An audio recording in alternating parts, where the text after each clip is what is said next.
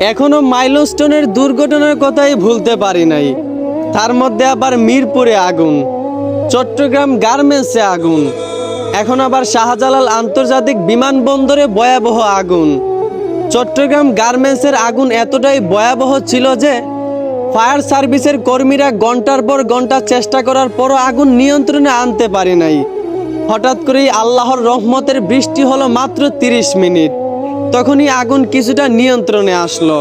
আর এইদিকে শাহজালাল আন্তর্জাতিক বিমানবন্দরে ফায়ার সার্ভিসের কর্মীরা একটানা 7 ঘন্টা আগুন নিভানোর চেষ্টা করেও তারা আগুন নিয়ন্ত্রণে আনতে পারেনি। কতটা ভয়াবহ পরিস্থিতি ছিল একবার চিন্তা করেন। আসলে আমাদের দেশে এসব কি হচ্ছে আমি বুঝলাম না ভাই। এই যদি আমাদের দেশের পরিস্থিতি হয়, আমাদের তো কোথাও নিরাপত্তা নাই। আসলে সত্যি কথা বলতে কি, আমাদের দেশে যেই পরিমাণ গজব আসতেছে, আমার মনে হয় আমাদের সৃষ্টিকর্তা আমাদের প্রতি খুবই নারাজ। আর কেনই বা নারাজ হবেন না? আমরা যেই আল্লাহর খাই পড়ি সেই আল্লাহর গোলামি করি না। যেই আল্লাহ আমাদেরকে এত মায়া করে বানাইছেন, আজকালকার মানুষরা সেই আল্লাহর আইন অমান্য করে নিজের মতো ডিজিটাল যুগের সাথে তাল মিলিয়ে চলে।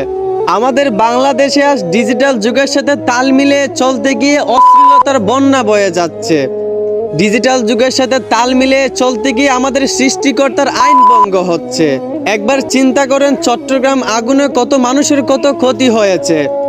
একবার চিন্তা করেন শাহজালাল আন্তর্জাতিক বিমানবন্দরের আগুনে কত মানুষের কত ক্ষতি হয়েছে।